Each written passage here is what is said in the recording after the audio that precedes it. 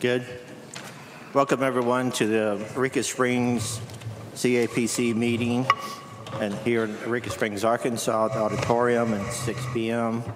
I'd like to welcome everybody here. Roll call, please. Heather Wilson. Present. David Evelino. Here. Here.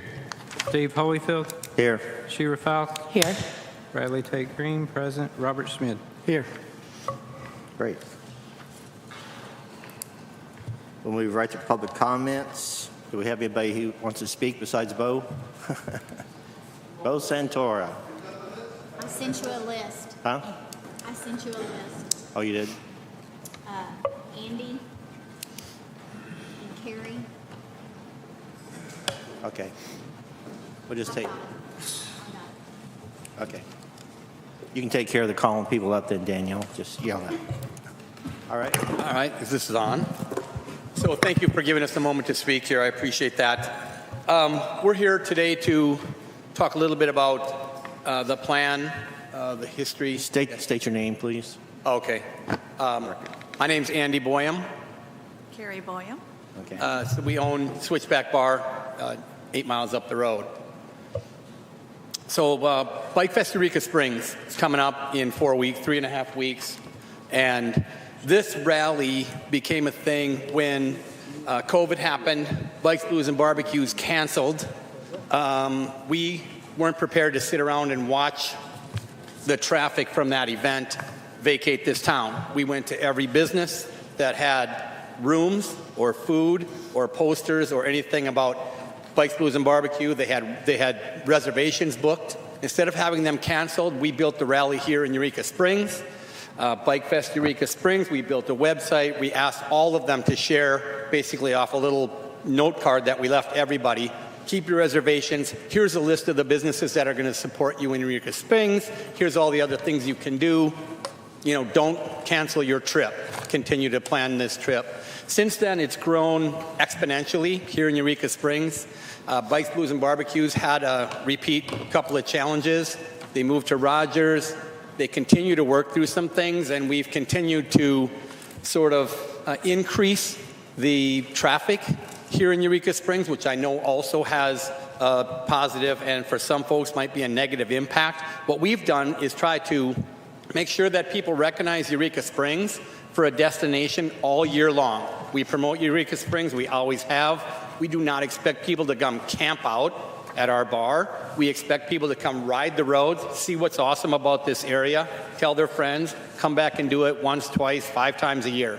Anybody that can commute. The 6-7 state area here has been very good about coming back to Eureka Springs. So with this rally, the planning and promoting and the pieces that go into this, my wife runs the website. We basically put information out there. We drive traffic. We have about 10,000 followers on just our Facebook, but we also use all the marketing that we can from all of the moto vloggers and YouTubers that participate in business with us. They've been doing this for years, which expands the exposure throughout the U.S. Actually, we got customers from Canada, and even somebody flew down here to come to this rally a couple years ago from Ireland. So the opportunities continue to grow. Now, what we'd like to do is ask for some participation from the city of Eureka Springs. We'd like to take and use the logo as part of what we're promoting for Eureka Springs as an overall promotion of the city, the things that are great about being here. We have a lot of that on our website, but then we could also drive traffic to the Visit Eureka Springs website. We would like to also continue to fund some of the things that we've been paying for, all of it, you know, year over year. We have a request in for $1,500 to put in banners to get to all the host businesses. That will be places where we will locate maps, things to do, places to go, what to see, what's great about Eureka. All those things will be located at those places, plus there'll be somebody there to direct traffic, including flyers for all the other pieces. Yes, sir. We actually do have an application here. Yes, sir. For later on, so you want to wait and do the presentation? I can do that then. Yes, sir. So in that way, we can't ask questions during the public comment, but we can understood. Come up for that. So. Okay. So then I would just wrap it up by saying that our intent here is to promote Eureka Springs as a destination. It's not just about bikes. It's about the car clubs. It's about everybody else that comes to visit us. We've expanded our reach dramatically, and nothing against Bikes, Blues, and Barbecues in Rogers, but this rally is something else. It's always been Eureka, and Eureka's growing, and BBB is not. Thank you for your time. Thank you. We'll talk to you in a minute then. All right. Damon Hinkie. Hold on, Jim. Hold on. Oh. Damon Hinkie here, 19 Thomas Drive in Eureka Springs. What I wanted to talk about tonight was this unique find in somebody's closet in Eureka Springs, and it's actually the conceptual drawing of the Center Street parking garage, and I'll get Mike a copy of this or whoever wants it. It actually has the artist's bridge across that would have connected Upper Spring Street to Pendergrass Corner, and had plans for a actual civic center in the center with multiple stages. Anyway, I thought it was very interesting, and I just thought it was timely to bring to the forefront. Not that this is the ideal location, but with what all we're talking about in the city, I think that we really need to talk about a parking garage and understand that CAPC funds and a bond issue that could be funded by something that would be consistent is a very important point to bring up at this point. I'm not saying that I'm sold on a parking garage, but certainly what I've seen about drawings and the longevity of the conversation is certainly there, proven by the amount of work that has gone into these plans over the course of really 20 years. The other thing that I wanted to mention, I talked to the Dorches, John, but not representing the other brothers, but I do know about the parking spots that are above the train station. There's approximately 150 parking spaces that already have a staircase up to them. I just think that that's a good test market as well to work up a partnership or an offer to the Dorches to say, hey, there's an existing parking lot now. How can we make some use of that? Maybe the surface is a little rough right now. Some trees need to be trimmed, et cetera. But if we were willing to run a shuttle to a parking garage across from the train station, I don't know why we wouldn't test and see how popular parking spaces that already exist today that can be accessible in a number of months. It just makes sense to have a test case scenario before we invest several $1 million in that scenario. But that was the topic at the table, and I think that having a CAPC to be able to push that forward is definitely a critical idea as we move into the future. Have a good night. Thank you. Thanks, Damon. Thank you. Can I go have a piece of my minutes? Sure. Yeah, he has Impromptu. 48 seconds. Impromptu. Can you all hear me? Yeah. Am I talking close enough? And talk in the mic, please. Parking has been an issue in this town for a very, very long time. And there's been multiple ideas, and I have owned my house on Armstrong for a very long time. And one of the best solutions, quickest solutions, and easiest, and it's already there, and it would be the cheapest thing to do, is turn Benton Street into a one-way. And on the side with the sidewalk, turn that into parking. And it would be one way, and then there's a sidewalk there for cars. You could probably get 60 cars parked there. And that's right downtown. That is the easiest parking solution in Eureka Springs right now. Good idea. Great. Say it. What's Thank the you. name? I think the point being that there's a way to not spend $6 million or $15 million or whatever. Hey, I'll do it for like 10% of that. All right. Thank you, sir. I guess Jim?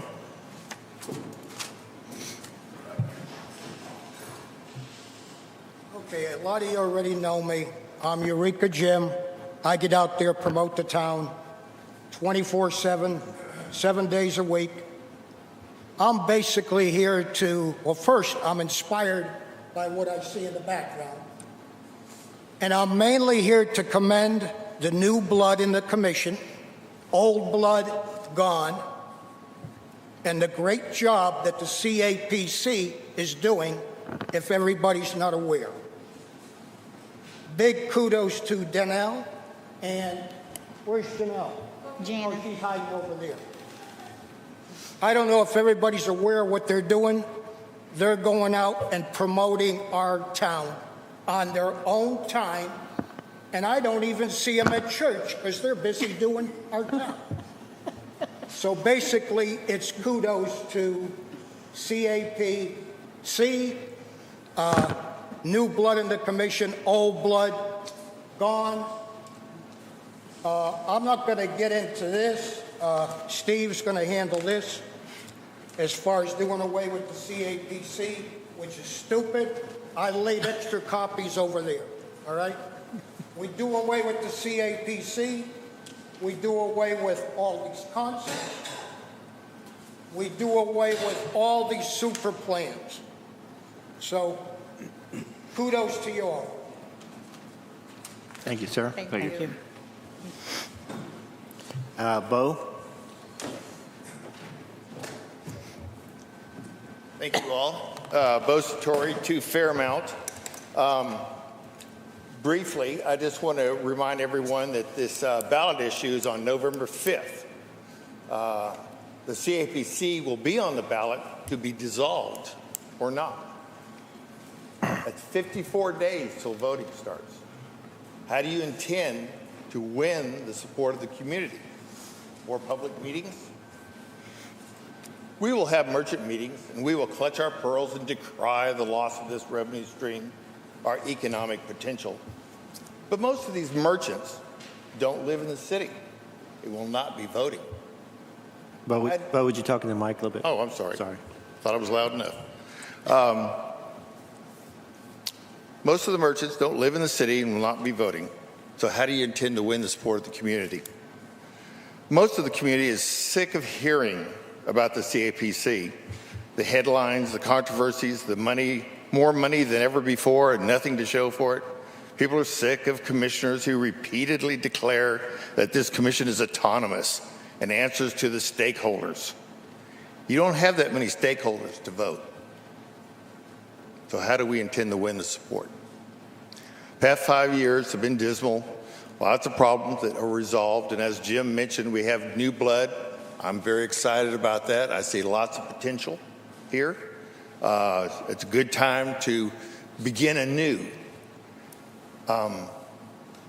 Customarily, in decades past, we would always have the A&P budget on its first reading by October. I think that's a good thing to strive for right now. And in that time, let's reconsider our priorities and our values.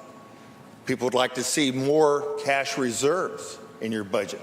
You've got $2.4 billion. How much of that's going to be reserved for coming years and things that other pandemics or things we don't account for?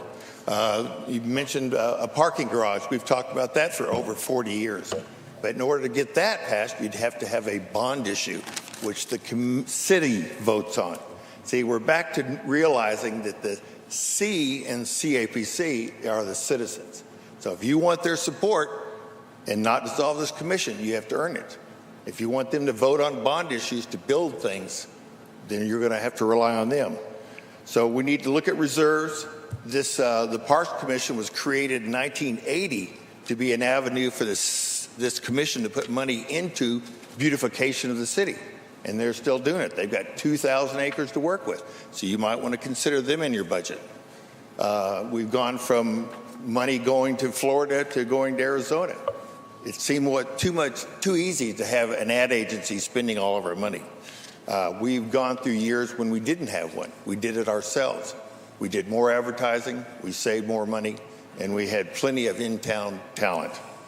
So what I would like to see is before voting starts, early voting starts on October 21st, I would like to see this commission re-examine their budget and what their intentions are for next year and what they've been in the past that hasn't had the support, and be able to put that together for the community before early voting starts.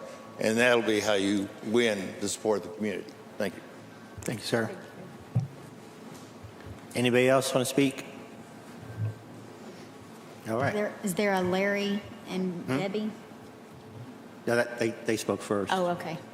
Right. That's all. Wasn't it? They're not here. Oh, I thought it was couple who spoke first. No, that was Andy and Carrie. Oh, that's There's a Larry and Deborah that had signed They did. for public comments. Oh, yeah, that's right. See at the bottom now, Larry. Okay. Public comments? Okay, so you put your name on public comments, that's fine. You're going to hear for funding requests. No problem. Okay, we're good. All right. I think we had one other. Oh, we have, Yeah, we got one. okay. Okay, this isn't about parking. However, that was a good idea. What I'm here is I'm representing Chelsea's, and it's been apparent that the nightlife advertisement has kind of slowly dropped off. Colin has reached out, and I have talked to several other people, and it seems that we're working towards a commercial at Chelsea's from the new, Madden Media. yeah. It's exciting. However, it just seems like, yeah, commercial, where is it going to be showing at? What's it going to be doing? And, after, Chelsea's been there for 30 plus years, this is the first time it's getting represented after paying into the CAPC for 30 plus years. And maybe there's like an ad here or there, but that's a lot of money for no representation, and we are not the ideal cool spot, but we don't miss a bill. We don't not pay you.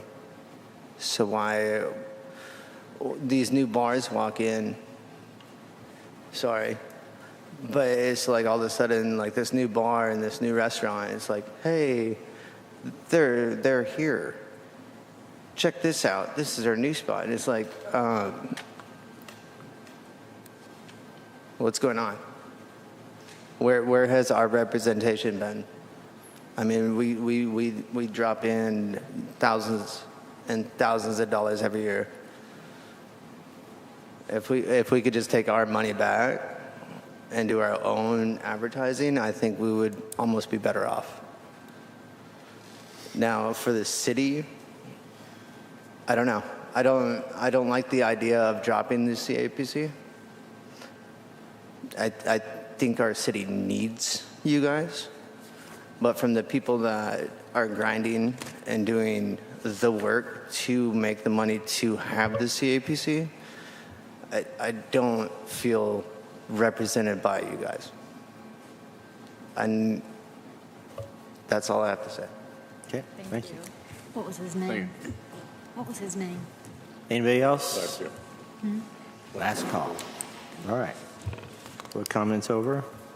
Approval of minutes. I hear approval of minutes for July 24th, 2024.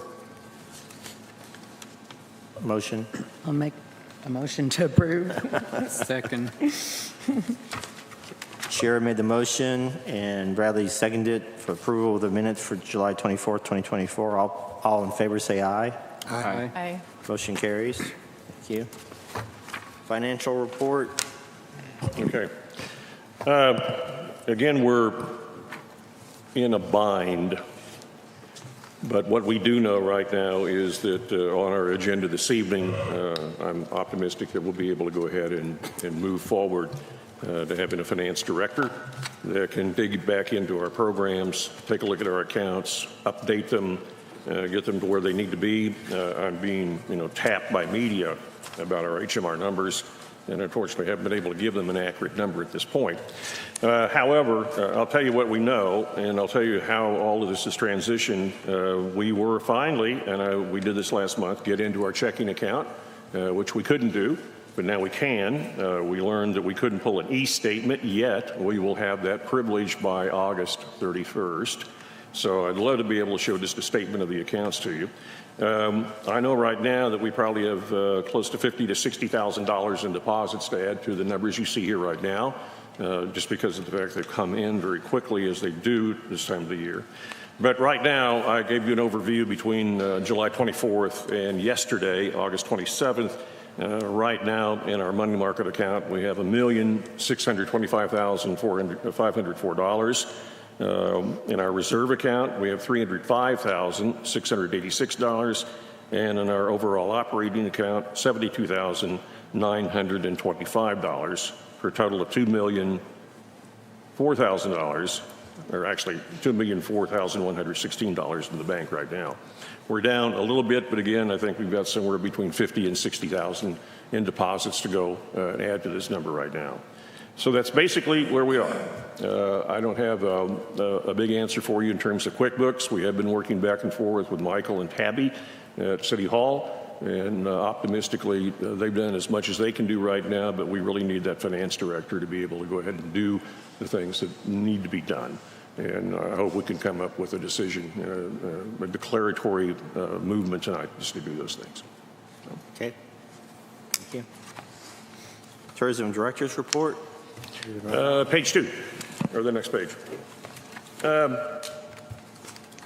flip it over here.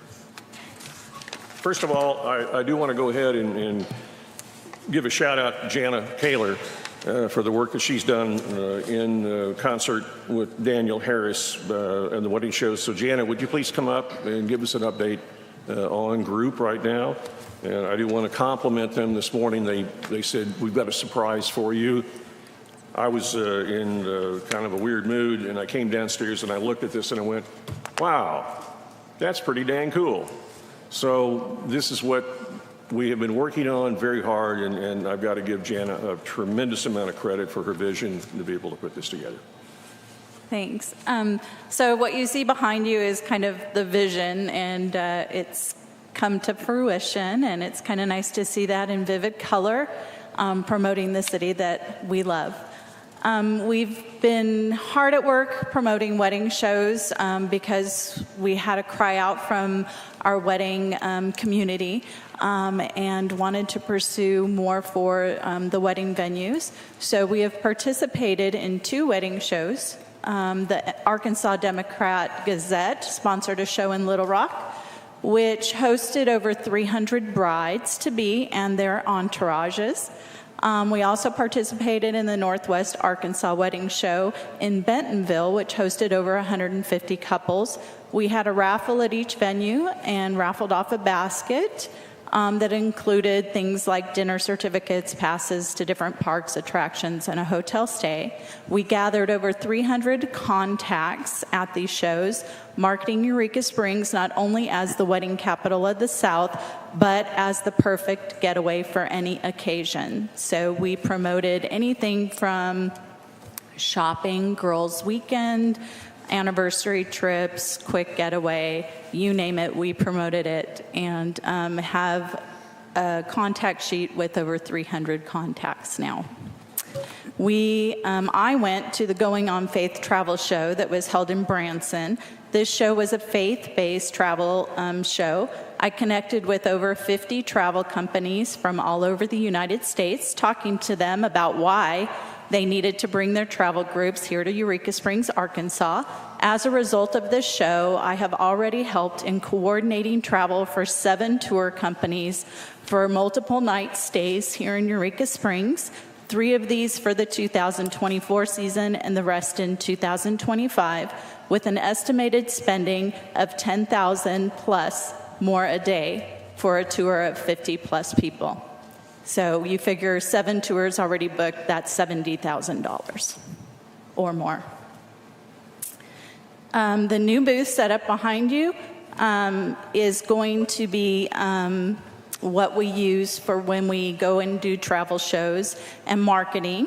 So we're hoping that that eye-catching presentation and the representation that it brings for Eureka Springs will ultimately help in navigation of tour groups, tour agencies, and just the regular travelers come to Eureka Springs. We have a familiarity meeting and tour scheduled tomorrow morning at 9 a.m. We'll be hosting a fam tour meeting with area attraction and lodging vendors. I have had some requests from tour operators about doing fam tours here in Eureka Springs. Since they will be in the area October 28th through the 30th in Branson, we're going to try to put together this fam tour. A fam tour is a complimentary familiarity tour that we host in order for tour operators to become more familiar with Eureka Springs and get acquainted with what we have to offer them in the way of a destination. It is my desire to get us all together to discuss putting together this fam tour for these tour operation companies. I am looking at dates for the fam tour to be October 30th through November 1st, give or take a day or so. If we could get them to come here and experience the best of what makes Eureka Springs the place to visit, we could potentially gain not only more tour group business, but also word of mouth that comes from giving them our best and showing them a great time. Future events for group travel, we have a Little Rock Air Force Base retiree event. We have a small market meeting conference, September 23rd through September 28th, and a group travel con, October 27th through October 30th. Lots of good things happening. Great, thank you. Thank you, Jana. They've been very hard at work at this, and I know that the travel, the dedication, basically to sell Eureka Springs is a great venue, is an exciting thing. And I've seen the pictures come back, and I just have to tell you, they were very exciting to see. It's just a real treat. And I have to give a lot of credit to Jana and Danielle for really the hard work they do. And as Jim said, they do it on their days off, so that's a good thing.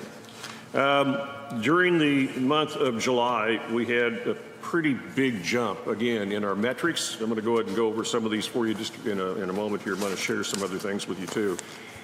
In July, our paid campaigns garnered over 23 million branded impressions and about 452,000 clicks, which is all across the platforms. Our search engine marketing continues to lead in performance with a click-through ratio of 27%, which the industry average is 7.73. I hate saying the industry averages, I really do, but what's happened is our averages are so big right now that it's a good thing to be able to know.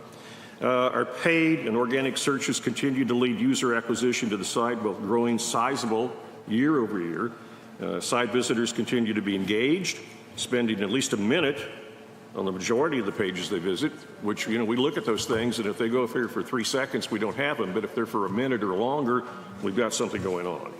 Our top 5 cities, paid, Dallas, undefined. Undefined actually is most likely Tulsa, and the reason it's undefined is what we found is, I don't know why, but people in Tulsa turn off their location tracking on their phones. It's weird. You may do the same thing too, but apparently a lot of people in Tulsa just don't want to be tracked. So Chicago comes in number 3, Kansas City and Oklahoma City. Our top 5 cities visiting our website include Dallas, undefined, Tulsa, Chicago, KC, and OKC. Public relations, recently Eureka was mentioned by the following publications: Glamp with tigers at this wildlife refuge in the Ozarks, a really kind of a cool article. Upcoming press trips are in the works, which include visits from Erica Zazo, Ann Rodriguez-Jones, and Lydia Mansell. Carla Walsh is a writer for Better Homes and Gardens, which is interested in learning more about Eureka for a potential upcoming story. Better Homes and Gardens is owned by a giant company called Meredith out of Des Moines. And I've asked Madden to go ahead and try to dig into what they do because they think they've got 50 or 60 different publications they work on. So if we hit one, Better Homes and Gardens, we've hit gold. And I think they really know what to do. I'm going to go ahead and take a sidebar here because over the weekend, that Stephen Colbert was here from CBS. And I think everybody in town knew it very quickly. One of the great things about that, Brianna from Mad Media worked for CBS and has got a tie with them. So she's doing some investigation right now to find out what kind of experience Colbert had while he was here. From the pictures we saw, it must have been pretty good. Unfortunately, we didn't know he was coming. He just sort of showed up. So, but it was good. The shout out today for media goes to KNWA, which is an NBC affiliate that picked up on it first. I think that's hilarious. Last week, our staff, along with Colin Polk, went over to Bentonville. We spent a half a day with Mad Media at a thing called Voyage University. And I put a little sheet in here, and it's a little undefined, and you really won't be able to see it on the screen up there. But we have now the capability to dig down into assets that we've never, ever been able to see before. And one of the ones that I just pointed out were lodging assets from our competition. So we can see what our competitors are doing versus what we are doing. And we can take a look at things like, how was your competitor's occupancy rate year to date? What was their average daily rate? So we can dig into those numbers and really take a look at what the heck's going on in our immediate area. This includes Branson, it includes Little Rock, Fort Smith, Northwest Arkansas, and other places.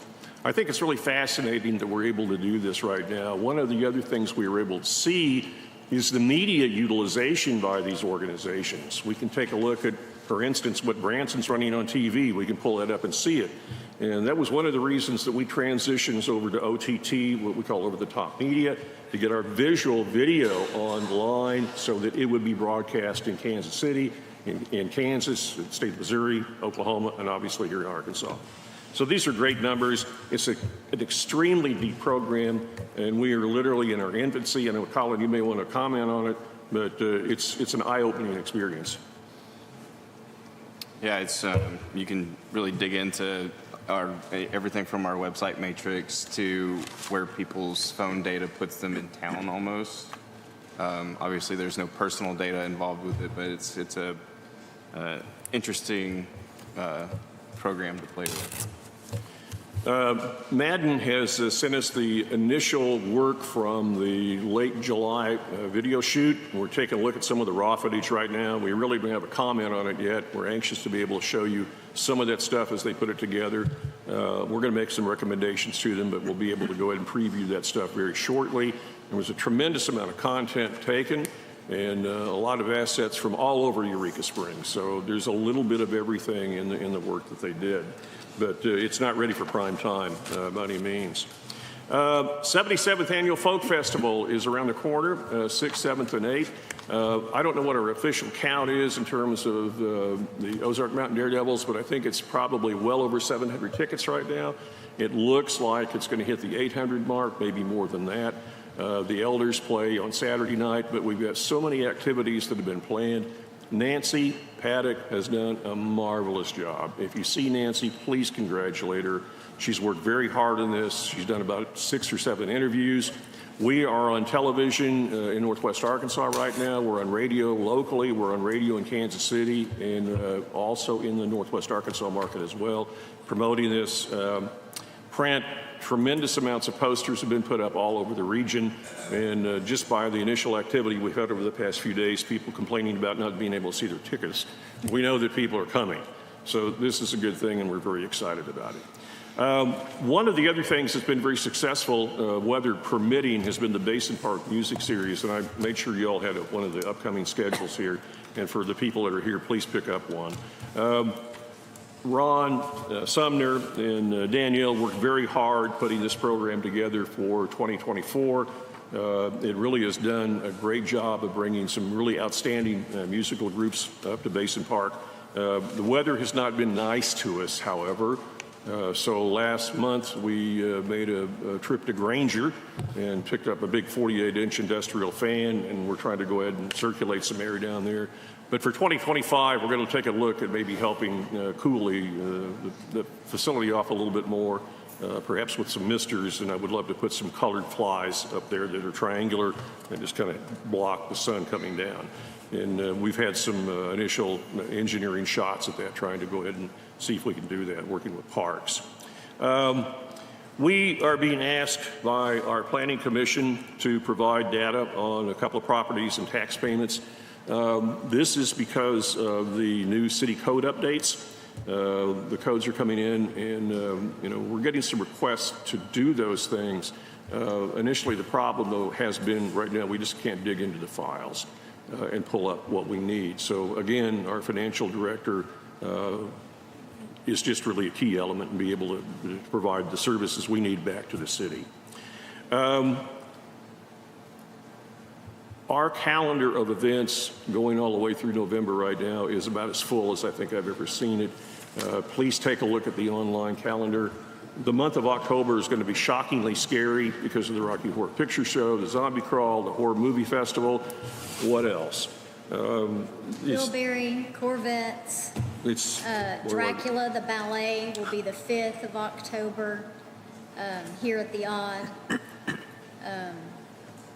That basically covers it. Bo Satori made the comment, and it was well taken, Bo, that September is the start in our world of the 2025 budgeting process. We're going to be putting together really a package of all kinds of things that need to be looked at, observed. There's significant changes that need to be made from 2024. Nothing that really would be attributed to anybody other than just the fact that there wasn't the proper oversight when that budget was completely put together. And, what we're experiencing right now is the need to go ahead and amend that budget for 2024. We've got some changes that we really legally got to go ahead and make. We have not had a mid-year budget review, and that's got to come up next month. So be thinking about the numbers, be taking a look at what we're doing, and then just basically forecasting what we think we're going to be doing in 2025. Everything is contingent, however, upon what happens in November. Final thing in terms of this, I want to go ahead and just mention, we are working on a project right now with the Eureka Springs Chamber of Commerce. They've come to us. They're asking for some support, and that can mean a lot of different things. And what we'll be doing is in our budget workshops, be talking about what our commitment can be to the Chamber of Commerce. They're asking us basically for some assets from photographs, editorial content, so forth. And they will be looking at an opportunity for us to help them in that distribution. So that's going to be a thing that we've got to take a look at once again. We have been distributing that Eureka Springs guide through all of our shows and literally giving hundreds of them away. So we know the distribution, at least from our part, has been very strong. A lot of their stuff goes to transit. A lot of it goes to the TICs around the state of Arkansas. So it's a very important magazine, and it's something that we need to take a really serious look at in terms of being able to help put them together. And that, I'm going to end with any questions you may have. Anybody have any questions for Mike? Robert? Well, it's not really a question. The last point is one thing. I mentioned it personally to Mike before about the visit, the guide. It's a very important instrument for the town, and it's just so frustrating if you have to wait till April to have the first printed paper in your hands.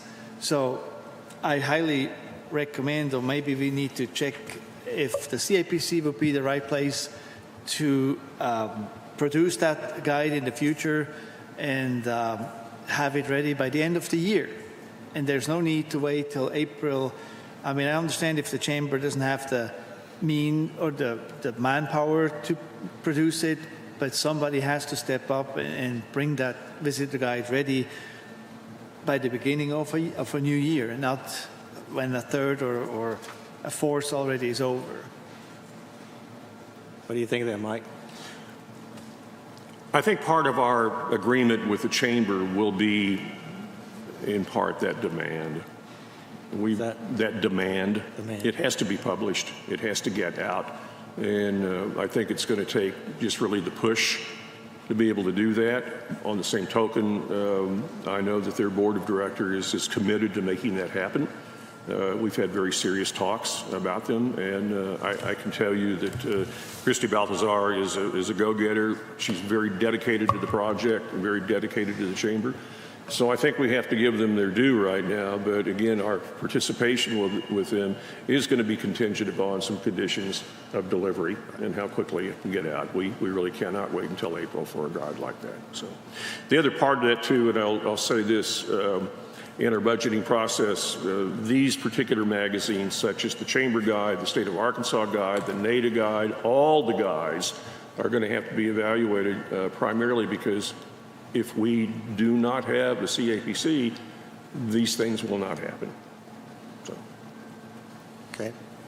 I totally agree with you. I think we give them money to support this, right, every year. But we don't do that. No, we do not. Oh, well, I thought we did. Okay. But that's one of the things we did do. Okay. So, Anybody else have any questions? So, Mike, I just wanted to kind of clarify because the community has asked.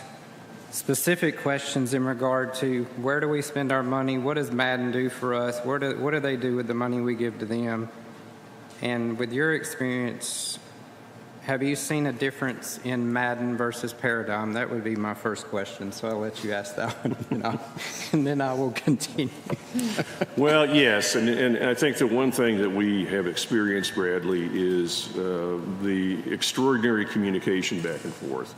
We communicate with Madden every day, and we are online with them at least once or twice a week, sometimes 3 times a week.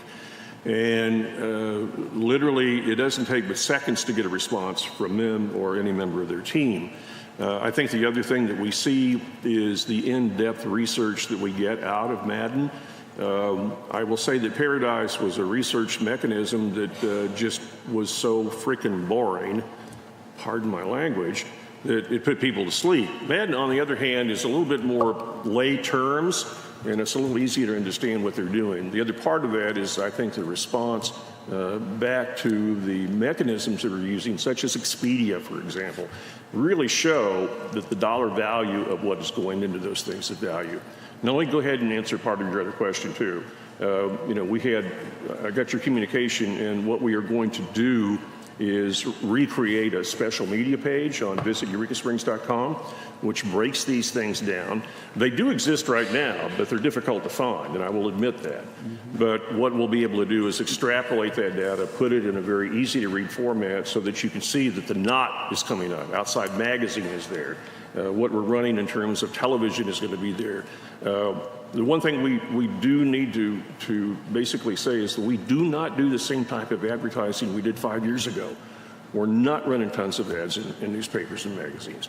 We've gone digital heavily, so 90% of what we're doing basically is attributed to the digital realm. And I think there's a difference of maybe you just don't see it and you think, well, I don't have anything to hold on to. But yet it is out there. It's in New York, it's in Los Angeles, it's in San Francisco, it's in Dallas, it's all over the United States. And that's the one thing that we do see, I think, basically in our response back from Madden versus, the other agency. Yeah. I'm noticing, like in your report, too, that I'm pointing out for community to pay attention to, like Mike has in July, paid campaigns. We pay for campaigns that hit cities that most likely visit our wonderful city. Dallas, Tulsa, Chicago, Kansas City, OKC, all those cities. These are top cities that visit our city as well as our website. So when you see stuff like that, and as a business owner, I run Facebook ads in Dallas, and I get a lot of response. But it's because I have information like this from the CAPC that I can run ads to, but yet we're targeting these people that are going to come. And I would even suggest to say that, who's to say with the report that you guys got from Voyage University, which, by the way, Madden provided some sort of knowledge, tool for you guys, so that way you could expand your knowledge to help us as commissioners expand the advertising and promotion. But yet they've provided other cities around that Madden Media has probably been doing work for them, such as Fayetteville and Rogers and all them for years, or at least more than what we've done, and this is our first year. So, of course, if I look at this sheet, I'm seeing Bella Vista like way ahead of us, Branson, of course, but Harrison, even competitor occupancy rates. But I feel like that with this information you guys have possessed, you can utilize that. And that's stuff that you're paying for so that you can do your job more effectively. And I'm just trying to point that out because I've been asked and questioned by the community as to what are you using these funds for? Tell us, be transparent. And that's something that I know Steve and Colin and David and I, after, we decided and moved as quick as we could, we was like, we're going to be transparent, we're going to be honest, we're going to give them what they asked for. And Bo, to answer your question, what are we going to do? What are we doing? I think our actions have spoke. We're not the past. We're not those people that have served before. I don't want to be defined by those people, and I'm not going to be defined by those people. And some of these guys that are sitting here that are fighting hard, we're not going to be defined by that. The past is the past. We're moving forward, and we're going to work for the city, and we're going to do our best. And Mike, I appreciate you sharing this, because I felt like that it's very much needed. Well, and the one thing I'm going to say, and we alluded to Florida as being the home of our other agency, and it's been alluded that Arizona is the home of the other agency. This is not necessarily the case. Our reps are in Berryville, in Ozark, Missouri, in Republic, Missouri, in Dallas-Fort Worth, in Tucson, in the Bronx, in Portland, in San Francisco, in Kansas City. They are all over the United States. So they all work remotely. Every one of them do. And when we have a meeting, we have Kaylee here. We have Taylor Gossman here. We see Jake Sullivan more than we should because he's flying up here from Dallas-Fort Worth. They're on the ground with us. And I think that's the difference. We didn't see Paradise on the ground that much. And we love Michael. He's a good guy. I think he's a fantastic person. But in the same token, it's a different type of an agency. And they only do DMOs, direct market organizations. And that's the difference between them and I think Paradise. The other side of it too is we saw things out of clip art, literally, that were being used for Eureka Springs that didn't make sense. So I think our transparency is so important, and Bradley, you articulate quite well really the position that we have. Robert? Well, I'd like to add just one thing, and that's the problem what we had 10 years ago with the CAPC. People always say the same thing. What are you doing? You can't see the work of CAPC in Eureka Springs most of the time because we're advertising outside.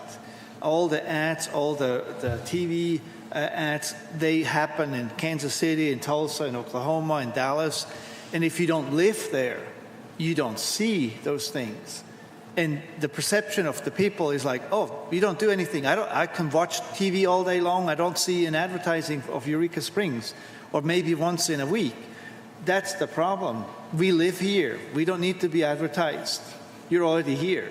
So we are trying to do the advertising somewhere far away to bring the people here. And if you don't live there, you don't see our advertising as much as you want.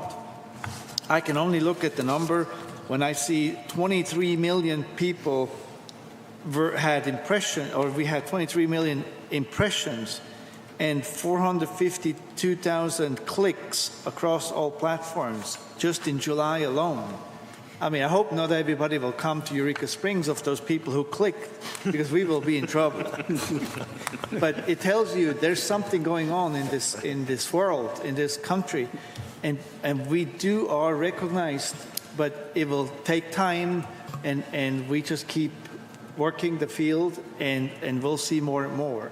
But don't panic if you don't see an advertising in Eureka Springs about Eureka Springs. You're already here. When I lived in Austin 12 years ago, I saw ads for Eureka Springs on the Austin TV channels, but I've never seen one once I moved to Eureka. So, yeah. And I think that there is a disconnect between what the people in town see and what they think is going on. And that's our job to try to figure out how do we convey that to people. This is what's really going on. This is what your money's being spent on. This is how it affects your town. And I see this upcoming event as an opportunity to educate the public, to say, this is what CAPC does. And when it's over, I hope we can stop any citizen in town and say, do you know what the CAPC does? And I hope they can say, oh yeah, I know what they do. This is this, this, and this, and stuff. So that's going to be our challenge, and I think we're going to take it on. So, anybody else have any other questions for Mike? Heather? I do. I just wanted to say a comment and a question. I was very excited to see that you all were with Madden doing the Voyage University. I'm very familiar with Voyage. That is a fantastic tool. I think you probably saw my admiration for that. So thank you for putting the time into it. That's just such a game changer. If you would humor me, Mike. I do understand that some people turn off their cookies and their geo-tracking, but for the sake of due diligence, if we could ask Madden, have they audited Google Ad Links and Facebook Manager pixels, just to see if we might be able to find some of that undefined. Often if it is coming from one geographic location, it's a broken link. Thank you. Yeah, we actually have posed that question to go ahead and put that pixel in, particularly in Facebook. to be able to do location tracking. There's another add-on too that we've talked about. It's called Granicus. Granicus is a method that if we ran an ad in Colorado, we could track that person all the way here. That's something that we're going to discuss, hopefully in 25, and being able to add that as a plug-in too. So the tools are amazing. Thank you. Okay. Anything else? All right. It is all of them. It's not just Tulsa. It's all over. Yeah. Thank you. Next on the agenda items, commissioners may add to the agenda with a motion, second, and vote. And I plan to change this format in the future. Actually put that at the beginning of the meeting, so folks could add stuff to the agenda. And then at the end of the meeting, we'll have another item where people could suggest agenda items for next meeting. That's the way the city council does it. I think it's pretty efficient. But does anybody have anything they want to add to the agenda tonight? Mike, are we not ready for we did a workshop on VRBO. Are we not ready to vote on that, or? I didn't put it on, it wasn't put on the agenda, but I did go ahead, and I've got a whole packet of these things if you want to look at them again. Let me give you a little bit of, I don't want to take too much time to do this. Okay, go ahead. We were given the opportunity to pull up a YouTube video from 2022 of April of 2022. Was it May of 2022? Of which 3 cities in Arkansas were contacted by VRBO to go ahead and basically invited them to participate in the process. Hot Springs, Little Rock, and Eureka Springs. That commission at the time, which met upstairs, had a meeting, they discussed it, and then it went nowhere. All the director had to do was sign the document and send it in, and we would be collecting VRBO. That's all he had to do.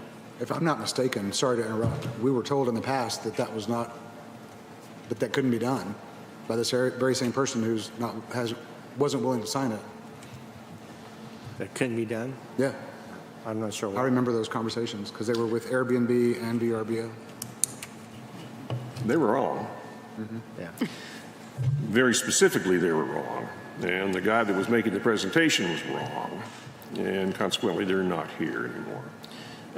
That was disappointing to see, but it was a revelation too, and just another one of the many revelations we've had over the past month and a half or so. And if we want to engage VRBO, I've already sent the information to Bill Watkins. He said, just let me know. We're ready to go. All you got to do is approve it. For the people who didn't attend the workshop, can you kind of explain basically what this is again? Well, VRBO, vacation rental by owner, is an adjunct of home away. Home away also is involved, obviously, with Airbnb, along with a whole bunch of other things. But we have right now collectors who are using VRBO, and they are paying basically the fee to them, and VRBO is basically sitting on that money. We have the opportunity, just because of the way the tourism industry works, is to go ahead and collect that tax. And I made the comment that Bella Vista lifted their collections by 40 or 50,000, I think, in a single year. So it became very easy to go ahead and do that process. Sandy Martin was more than willing to go ahead and help us execute that document. She explained it, I think, in great detail. I think the only questions at the time were, how do we do it? And basically, it's the legal document that our attorney will put together for us. And then, agreement. Yeah, and really, it's just a matter of this commission saying, we want to do this. Okay. So that contract is not drawn yet? No, it's not. Is it in order, or? Mm-hmm. So the lawyer is working on it? Yeah, we have it, and I can bring it to the next meeting, and you can go ahead and sign it. Okay. Walking here tonight, I passed a rental property, a little sign hanging down, VRBO. So, it happens here for sure. Okay. Old business, we have one item, media liaison. Mr. Collin, you want to fill us in? Yeah, this is just a small document in the title of media liaison, but we found out that there is no actual definition of that role. So we mostly wanted to just put a definition to it, add some scope to it. So long story short, it is in front of you guys if y'all have not read it yet, a page and a half. Mostly it's just I am supposed to oversee, or whoever is the marketing liaison is supposed to oversee operations with the marketing agency, to attend all the meetings, give any reports if the tourism director is not able to or is absent for any reason, kind of take over in that situation. But it also kind of goes in to make sure it doesn't overstep or conflict with the tourism director's roles or the whole board. Okay. Mike, what do you think? I've seen the document, read through it. I think it's a good document, and I think that it is a meaningful document that, regardless of who sits in either chair, can be passed on to the next generation of commissioner and also director, whatever that may be.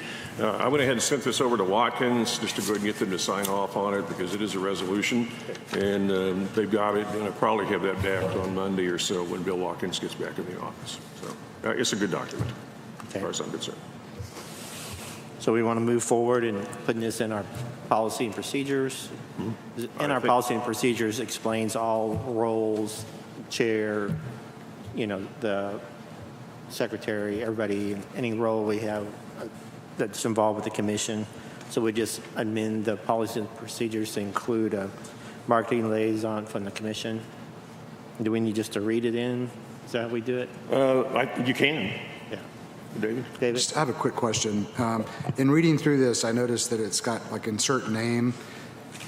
Is it possible to just say, whereas the commissioner appointed to this position, so that when a commissioner steps down, that we're not having to change this every single time it comes up? It wouldn't go in the policy procedures manual with anybody's name on it. It'll be a person appointed by the commission, and that could change at any time. So, is that how you saw it, Colin? Yeah, it was just, I mean, we could get rid of that and it'd still serve the same purpose. Right.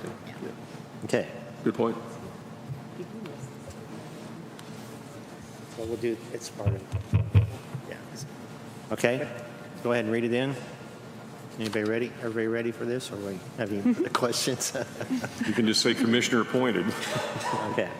Whereas the Eureka Springs City Advertisers Promotion Commission, CAPC, recognizes the need for effective marketing strategies to promote tourism and support the city's advertisers promotion endeavors, and whereas the CAPC acknowledges the importance of having a designated marketing liaison to collaborate with the CAPC director and staff, ensuring that the marketing efforts are aligned with the Commission's goals and activities, and whereas the liaison person currently serving as marketing liaison has demonstrated competence and understanding of the CAPC goals and objectives in the marketing initiatives. Now, therefore, be it resolved, very legal sounding, that the CAPC hereby grants that person appointed by the Commission marketing liaison authority to make marketing decisions and make actions on behalf of the Commission, subject to the following terms and conditions. First, scope of authority. The marketing liaison is authorized to develop, execute, and oversee marketing strategies, campaigns, and promotional activities aimed at enhancing the visibility and attraction of Eureka Springs, Arkansas as a tourism destination. In doing so, the liaison shall work in close collaboration with the CAPC director and staff to ensure the alignment of the Commission's strategic objectives and financial oversight responsibilities. The marketing liaison decisions should complement the role of the tourism director, ensuring that all initiatives are consistent with the broader goals of the CAPC. Next, compliance and policies. All decisions and actions taken by the marketing liaison shall adhere to the CAPC bylaws, policies, and procedures, including but not limited to financial management, procurement, and reporting requirements. The marketing liaison shall also respect the established lines of authority and responsibility within the CAPC. Next, reporting accountability. In absence of the tourism director, the marketing liaison shall provide updates and reports of marketing activities and outcomes to the CAPC during monthly meetings or as required by the Commission. These reports shall also be shared with the CAPC director to ensure transparency and coordination. Consultation and communication. While empowered to make decisions, the marketing liaison shall seek input from the CAPC on major initiatives, budgets, and strategic changes, ensuring alignment with the Commission's overall goals. The liaison shall also maintain open lines of communication with the Tourism Director to avoid any overlap or conflict in duties. Transparency. The marketing liaison shall maintain transparency in all dealings and provide access to the information regarding marketing activities as per the CAPC's policies. Any significant change or new initiatives shall be communicated promptly to both the CAPC and the Tourism Director. Term and review. The resolution shall remain in effect until amended or rescinded by a subsequent resolution of the CAPC. The effectiveness of the marketing liaison role shall be periodically reviewed by the Commission to ensure alignment with strategic objectives and to assess the collaboration relationship with the CAPC Director and staff. Okay? So that's be added to the policy procedure. New business. Funding. Oh. I guess do we vote it in? Or You need to vote it in. Okay. I have a motion to vote this into the policy procedures liaison. I have a motion. Second. I need a motion. I'm not. Oh, sorry.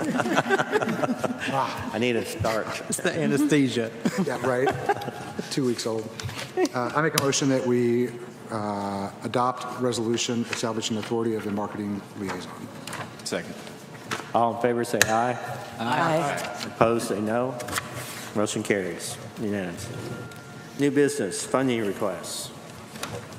I do want to say something before we go there. In your book, there's a little chart in here that has nothing to do with anything other than we have a funding request coming up this evening for a similar event. We were asked to do just a little bit of the research on the economic impact of the Pride event that went on in June. One of the things we discovered in our voyage research was that it was probably the most successful event in the month of June. It didn't get into the actual economic impact, however. So we went to the Mayor's Task Force and asked if they could help us go ahead and put together what the economic impact was. It's very fascinating. Because of the June Pride economic event, gross CAPC collections, this is when you take a look at what the actual spend was $1,733,000. The gross city sales tax during that period was $3,424,000, and the gross revenue from passport parking was $4,421. So that economic impact for that single event was over $5 million. So when we look at the other types of events that we're getting ready to look at this evening for funding requests, these all have significant economic impact, and it's something that we can take a look now at and probably get a better handle going forward when we look at things, for instance, in 2025. That's why I put this chart in. Great. Thank you, sir. Appreciate that. I like to see those, to see numbers for sure. Nice. Yeah. All right. First up, out in Eureka. Do we have someone here representing out in Eureka? Yes. Before Ms. Hartman speaks, I'll go ahead and read this letter to CAPC from Jay Wilkes. Apologize that I will not be able to attend tonight's meeting. To the Mayor, CAPC Director, Ms. Maloney, and all CAPC Commissioners, I'd like to have my letter read and entered in public comment since I am unable to attend. 7 years ago, I stepped up to become Director of Out in Eureka, who sponsors the Diversity Weekends. Myself and our volunteers worked tirelessly to rebuild Diversity Weekends. We went above and beyond with what is required for any organization to apply for funding. Out in Eureka is the only organization to take surveys of diversity attendees so we can provide an actual number of visitors, room nights, and the locations of where they are visiting from. At that time, Mr. Maloney is Director of CAPC. Mr. Maloney worked with me and provided important information and helped to make the Diversity Weekends grow. With funding from the CAPC, Out in Eureka can now promote Diversity Weekends and the headliners that come to perform at the odd. Several of our past performers have returned to Eureka Springs not only to do another show, but 3 have come back just to spend time in Eureka Springs to shop, eat, and enjoy what Eureka Springs has to offer. From the funding that Out in Eureka has received to promote diversity weekends, Eureka Springs has garnered the attention of local, regional, and national media outlets, including the New Jersey Star, MSNBC, MSNBC Out Travel, CNN, The Gaily, The Dallas Voice, 4029 TV, KESA, Out Advocate Magazine, which is the largest LGBTQ plus publication in the world, The Thrillist, NPR, and more recently in 2023-2024, USA Today, the New York Times, and the more media outlets reaching out weekly. Eureka Springs is the only city in North America to host 2 diversity events a year. Diversity weekends are held on the first full weekends of April and November. We are attracting more visitors from across the country and some even from Canada. Each diversity weekend can take up to 3 to 4 months or longer to plan. We have many retailers, restaurants, and venues and lodging establishments who participate in the wristband lodging discount program have been sponsors of odd entertainers.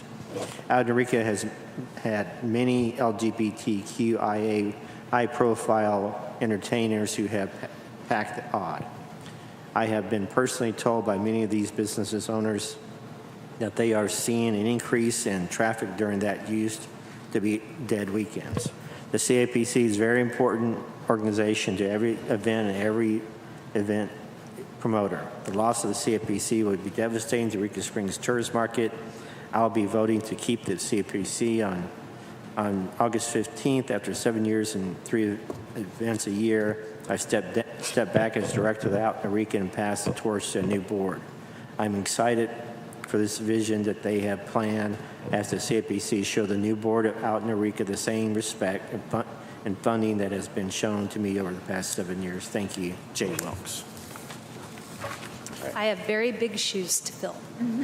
Yeah. My name is Wendy Reese Hartman, and I am serving as the president of Diversity in the Ozarks, a newly formed 501c3 organization doing business as Out in Eureka. Out in Eureka has hosted diversity weekends, as you heard, since 2017 through diversity weekends have been happening for closer to 2 decades in some form or fashion.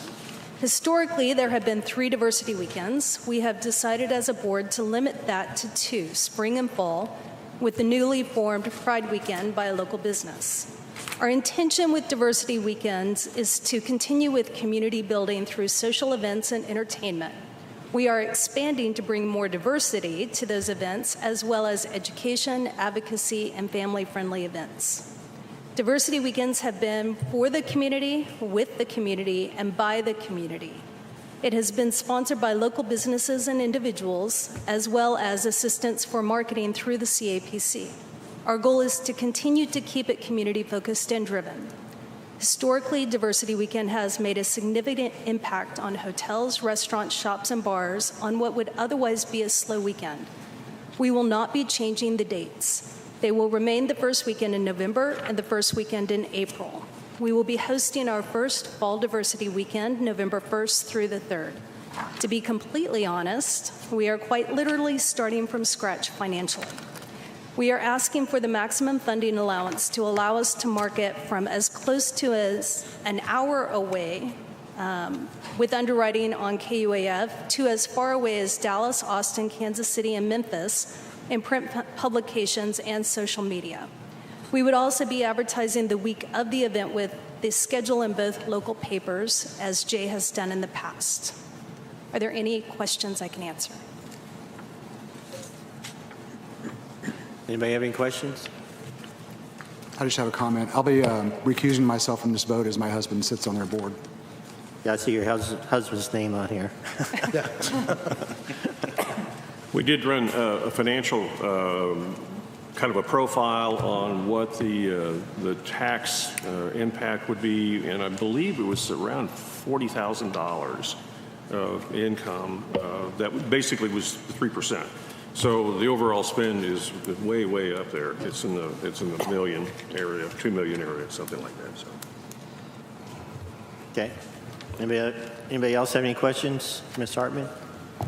I'll entertain a motion.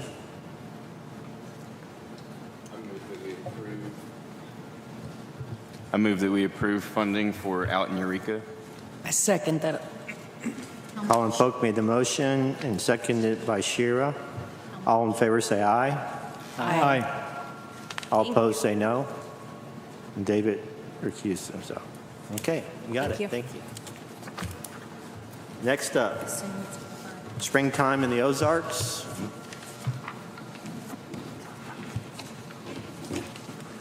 I don't think you're the contact person, Heather. I am not Heather.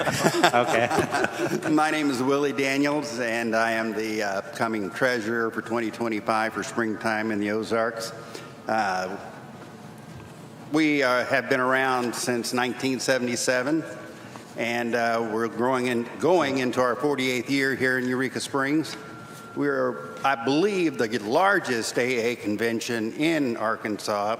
Hot Springs has the state convention, and we double the attendance of that state convention. So, and that's due, in fact, to it being here in Eureka Springs. People love coming to Eureka Springs, and recovering alcoholics especially. So we're glad to be able to present that.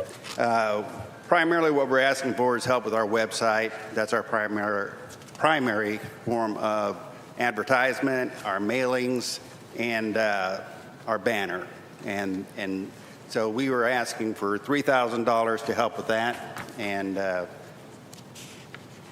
any questions? Any questions for Mr. Daniels? Do I have a motion? Motion to approve $3,000 for springtime in the Ozarks. I'll second. There you go.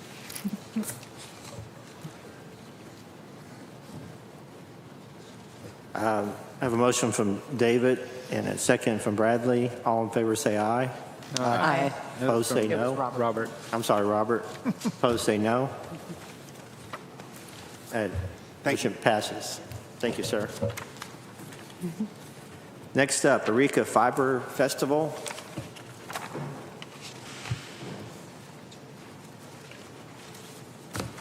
Hello. Hi, my name's Deborah Lee. I sit on the board of Eureka Fiber in the Ozarks. Can you speak in the microphone? I would do my best. There you go. Just Most pull it people can down. hear me real well. They'll tell me that a lot, so I apologize for that. Chris was supposed to be here this evening to talk to you. He lives here in Eureka, and I think you probably all know him, but something came up, and you got me. So we are asking for $3,675 for this year to fund advertising for the program.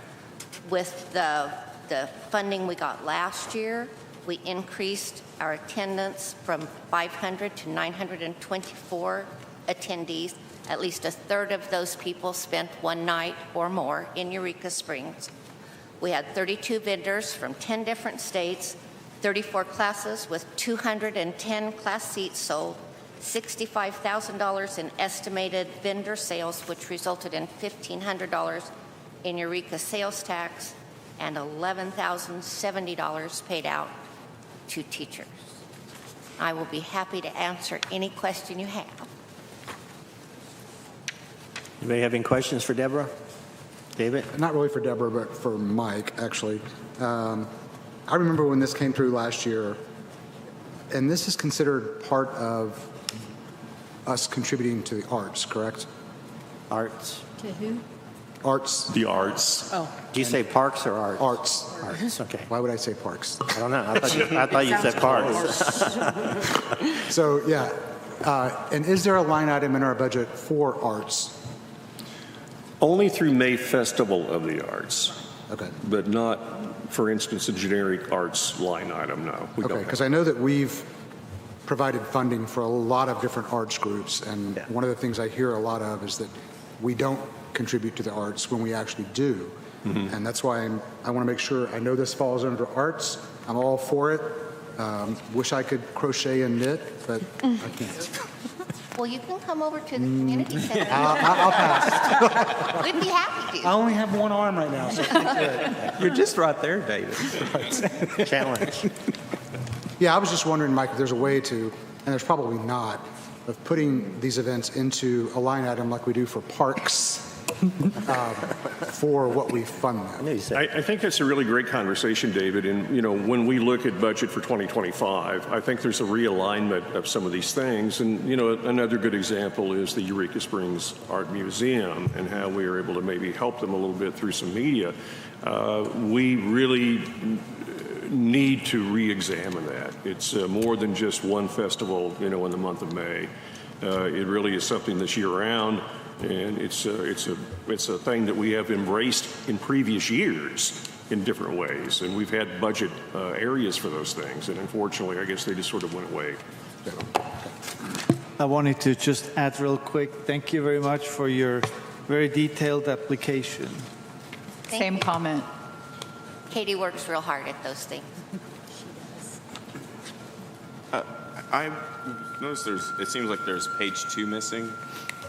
I'm sorry, in what? the application form. I was curious how much the profit was for last year.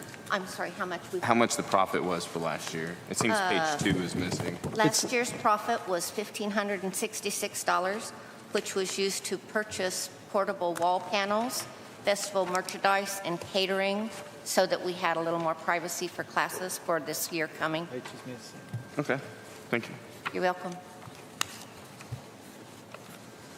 Okay, any other questions for Deborah?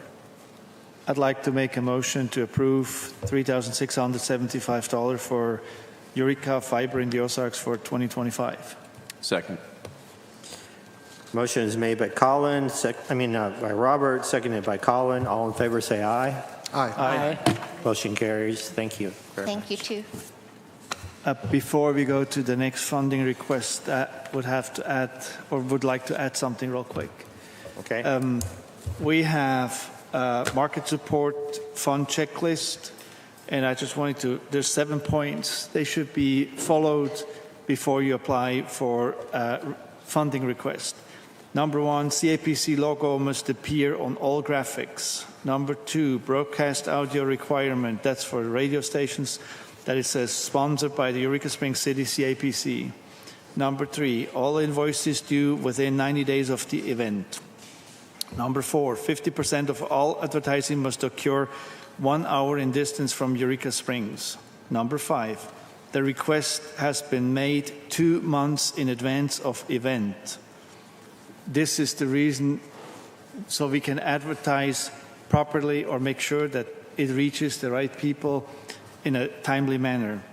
Number 6, market support funds may not be carried over into another year. And 7, the organization should be present when market support funds are allocated. Just a little reminder. Okay, thank you. Ready to move on? Andy and Carrie, you want to step back up to the mic, please? Introduce yourselves again for the... Yep, I'm Andy Boyum. Carrie Boyum. Okay. From Switchback Bar, north of Eureka Springs. We're asking for a funding request from the CAPC to support additionally the marketing promotions that we've been actively working through since approximately October of last year. We start putting out promotions for attend next year, going, interested, make sure we got Facebook. We send out continuous marketing throughout the year to continue to build up so people have time to put this on their calendars. And that is part of just our annual strategy for this and a couple other events that we do. So we have already basically funded the process of all this. What we're asking for is support for the more immediate need, which is the on the storefront marketing. We have banners that go to host businesses. That would be places where people can pick up materials, they can get direction, whatever the case may be. We also include all of the partners and businesses and directions and information and where to park and what not to do and what you can expect from the police. We'll meet with everybody to make sure we have all that in place. But putting this information out where people can see it when they get here, in addition to on our website, Switchback, on our Facebook, Instagram, TikTok, as well as on the Bike Fest Eureka Springs website, which is what we direct everybody to right now to say, go here to get your information, be prepared, plan for this, don't do this. Okay, we're not going to rev our motorcycles at midnight going home down the middle of town because it echoes. There's going to be bathrooms and parking and things like that that are available. Use it, be respectful. We also give a lot of heads up, as I'll take them through a little video tour as we go up Spring Street, as to what they can expect when they get here. Don't jam your bikes on the sidewalk, don't do things like that. What we want to do here is really get them to come to town, eat, stay here, do their thing, and then during the day, go enjoy the roads. Tell your friends about it. I need you to come back again. We have a history of repeat business growing. We started out with double-digit growth when we first got rolling with this, and now we are into about single-digit growth where we can track returning customers. The high percent of returning customers is over 70% for this event, which means that this town is doing something right. I would like to ask the town also, we'd like to share the logo on all of our stuff, all the branding. My wife does all of that. Full-time job, very busy. She's in about 45 different motorcycle car community club groups on Facebook and things like that. But we would like to have Eureka Springs take and stretch the banner across Spring Street and or at least across the walking bridge between, promoting Bike Fest Eureka Springs. We have the artwork, we have everything done. It could be transferred in pretty short order and put up there. We'd like to do that for the week of 9/16 through 9/22 is the event. I'd like to post it up there as early as possible. If there's nothing interfering with time, we're open to that. But right now we have about 12 banners going to businesses that are going to be host businesses. As we continue to work through that, we are building out all of the information that goes on to the website. So we're talking about videos around here's parking. I'm going to show them where it's at. Police will be walking around a little bit, shaking hands, get to know them. And as Eureka Springs welcomes these bikers, they'll come in, they'll be continually additional, more respectful. We won't have to sit here and have a massive police presence because they'll understand that there's a timeline. You can come and do this during this time, get back to your place, go to bed, do it again tomorrow. We're big on safety. The highway commissioner will come out to switchback, put up a giant inflatable motorcycle, pass out safety stuff. What we don't want is people overindulging because it's the weekend and they park their bike and end up trying to drive home in the dark, no lights, in the mountains. It's a recipe for disaster. The name of the game here is to get them to come enjoy the city for what the city has to offer. Go out and enjoy the roads, enjoy it, come back to town, do your thing. Eureka Springs is special. We moved here. I've been here coming here since 1991 on my bike.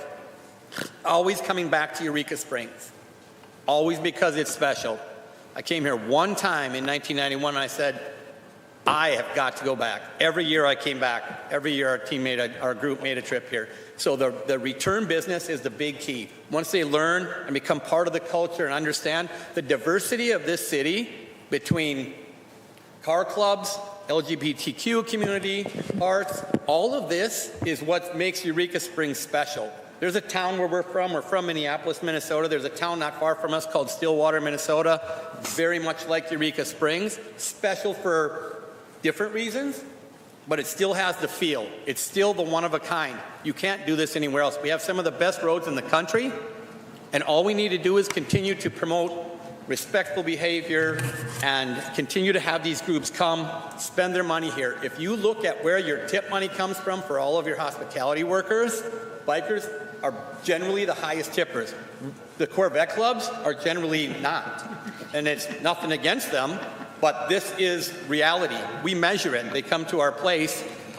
They make group appointments, so I can tell you how much it is compared to each other. Andy, and it was surprising. Yes, sir. How much are you asking for? $1,500. Shara has a question. I have a question. I have a feeling that you could go on for a while, and we have a lot of work to do. We would like to discuss this with you, and I will say right up front, I wish you'd done this 2 months ago. Yeah. You did not, and that was a problem for me today. But I think what we need to do is to go ahead and have our commission, make that evaluation. Is there a reason that Bike Fest is scheduled at the same time? Was it on purpose that it's the same weekend as Bikes, Blues, and Barbecues? Yes. Okay, so that is intentional. You're aware that those are the same. This is Eureka's Bike Fest. This is Eureka's Bike Week. Okay, So if just we can making get sure that traffic that there was one earlier in- and get them in. Yeah, here, Bikes, Blues, and Barbecues had run into some challenges when Sure. they canceled 2 years in a row, and then they moved to Rogers and they struggled for 2 years in a row. And what we did is we needed to make sure the Eureka Springs didn't suffer, and we are not Bikes, Blues, and Barbecues. But and this is never our was. end. This is ours. Our ownership rally. of Okay. a portion of that That's right. activity. Yeah, this David? is our rally. Yes, sir. Yeah, I want to, number one, say thanks and give a little insight. When we first bought our business here in 2020, it was our very first bike weekends. And we're openly gay, we accept everyone, and we had heard all this noise from the community. Oh, people shut, they leave, they whatever. And we fly our pride flag year round, and we actually thought about taking it down because we didn't know what to expect. And what we ran into was people actually came to our place because we left that flag up. And that meant so much to me from bikers. I've made lifelong friends from that very first weekend, and I look forward to it every year. Does it get loud? Of course it does. But, it's one weekend. Get over it and move along. And generally, this community is as accepting as any other community. The images, the whatever that's out there might be kind of interesting. We came here together it wasn't our first time, but back in 2009, 2010, and there was a huge ride from Texas here, and they asked us to come join them. And several of them are part of the LGBTQ community. And I'll tell you one thing, they have the fanciest leathers I've ever seen. I have some I'll sell you. All right. We had a great time. If there's not any more questions, anybody? No, I would like to say, though, that I understand that you got your application in late. Things happen, I get it. But moving forward, now that it's 2 months ahead of time. Yeah, we'll be well in advance this year now that we have people committed. Yeah, I personally probably would not honor it if it came in late again next year. Okay. But this time I'm willing to do it because I know you're under a timeline and a deadline. Thank you. It means a lot to us. Robert? Well, that's a little bit of point. Yeah, we're 2 weeks out, and I don't see how we can actually really see a benefit out of it with our advertising market support fund checklist. Yeah, you should really apply much earlier, so that way we can make sure that our logo and our guidelines are supported the way we have them in place. I personally think, I understand your work, and I appreciate that, and we know it's going to be a big weekend, but I would only approve $500. Okay. Just as putting a sign and say, look, you need to apply for earlier, so we can guarantee that the money is properly used. If you put out banners in Eureka Springs, that sounds to me more like it's advertising your own business out there. So people go out there. And not our business, it's your place out there is now the place which collects CAPC taxes. Correct. I understand people will sleep here. Yeah. Well, the marketing to be put locally is to help manage things, but it's BFE. This isn't a switchback event. This is BFE. Either way, we're going to pay this. I'm just trying to get a partnership with the city and make sure that bikers understand when they come to Eureka Springs, they're welcome. And if you want a good example of how this wins, Fort Smith Rally. It was junk 3-4 years ago at the most. 3 to 4 years ago, nobody was going. It wasn't happening. Then they got the police to come out and start shaking hands, walk the streets, sit in the middle of the thing in a little tower, and all of a sudden, everybody started to come to town because everybody in the city said, this rally's happening, come to town, see these businesses, and it has grown dramatically. Everything's full now. Businesses were closing last year, stayed open after last year's event. Just for example of how powerful city welcoming this group could be. Great. Thank you, sir. Thank you. All right. So we do have the application. I'm sorry, Sherry, you have? No, go ahead. We do have the application in front of us, so we have to either make a I'd motion. like to make the motion to approve these funds for That 1,500, Sheriff? 1,500, yes. Second. Shira has made a motion. David has seconded. All in favor, say aye. Aye. No. All opposed, say no. I heard one no. No. Okay. So that's 1, 2, 3. Yeah, carries. It passes. Thank you, sir. I have one more comment before they leave. You had talked about putting up the banner, and correct me if I'm wrong, Mike, but that's handled through Kim and City Hall. Understood. So, All right. Thank you for your time. Thank you. Thank you. Appreciate it. All right. So that's all the funding requests. Hiring financial director.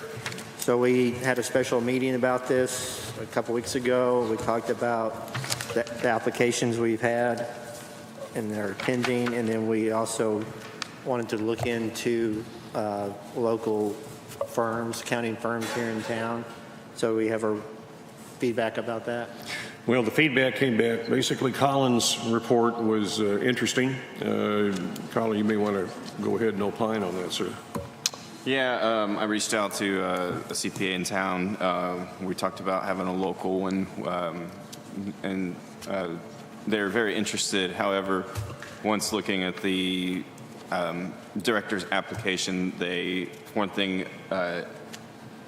said that it should probably be a full-time position instead of a part-time position. Also, there's a conflict of how much work they'd have to do that could be conflicting with clients they already have. Mm-hmm. And so I think once conflict of interest comes up, it kind of goes out the window pretty quickly. Yeah. He's been in the back. Okay. Well, Anybody else have any suggestions or any comments or? Well, what we know is that we see a lot of our checks that are coming in from local CPA firms. Christie Ball is one of them, Wendell, and so forth. And that does present a conflict of interest. If we were to audit one of them, then they would obviously have a problem there, and that becomes an issue. I think the other thing is just the actual job application itself. When you read the description, it's so encompassing that really it is not, I don't think a firm is capable of doing what we actually need to have done. So that becomes really a hindrance for us going forward. Okay. Anybody else have anything they want to add to this? So should we? Just have one question. So, ahead. Colin, given the feedback that an accounting professional feels that this would actually be a full-time role, is this on the table to discuss as a full-time role, or are we satisfied that our needs can be met part-time? I think that would be the issue for the future. Mm-hmm. If we get a new person and we hire them and they tell us this is a need. In the past, we have not had anybody tell us that. It's been kind of spelled out as a part-time position. Now, a new person starting now, especially under the circumstances of our last financial director quitting without notice and locking everything up and leaving, they'll probably spend quite a bit of time catching up. But once that's done and kind of see how it goes, they can report back to us and say this is more than half-time or whatever, part-time. But I think now we'll just proceed as it is, as it's been. If everybody's okay with that, Robert? So, to my knowledge, we only have one person in the discussion, and if I'm not mistaken, Ty Reed is here. So, if he has a minute, if he would be coming up to the microphone and introduce himself real quick. Mr. Reed? Because I have not met him, and I guess many of us haven't either. You want to introduce yourself real quick? Hi, I'm Ty Reed. Moved here to Eureka a couple years ago.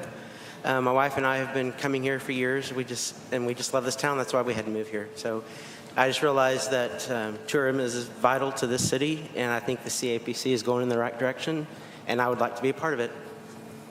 So if you have any questions, I'll be happy to answer. thank you. And to preface this, Mike and Michael Atkins, the financial director for the city, and I met with Mr. Reed, and went through his application and his qualifications. And Mr. Atkins, who I really trust with the city financials, said he definitely recommends Mr. Reed as a good candidate for the CAPC. So that's correct, right, Mike? That's right. And, and Michael and I have also had further conversation about the ability for the city to be able to, again, help us through this transition period, even to the extent of being able to work in City Hall at some point with mayor's permission. And we look at it as a win-win. We like the idea of the city and the CAPC working together in concert. that becomes even more transparent with what we're doing and how we're going about our business. So it's really kind of a good opportunity right now. And to avoid what's happened in the recent past with our last director walking out on us and not giving us notice, I'd like for Mr. Atkins to have access to passwords and anything else he needs in case this does happen again, or somebody, some tragedy happens and the person just can't make it to work next day. And so we're not back in this situation in the future. I mean, we always should have a backup for any position. And I think Mr. Atkins understands, of course, the financials, and he would understand what he needs to do to back it up and kind of have access to it if he needs it for emergencies. Quick question is have you had a chance to see our accounting? Robert. Or they were just talking about what to expect, or? Well, I've gone back and I watched all the meetings. Wow. He has as much information. And you want to work with us? You poor thing. I mean, well, the main question, of course, if we move forward, how quick can you start? And of course, we want to see a profit and loss in 2 days. We have an idea for a budget review. So get to work, right?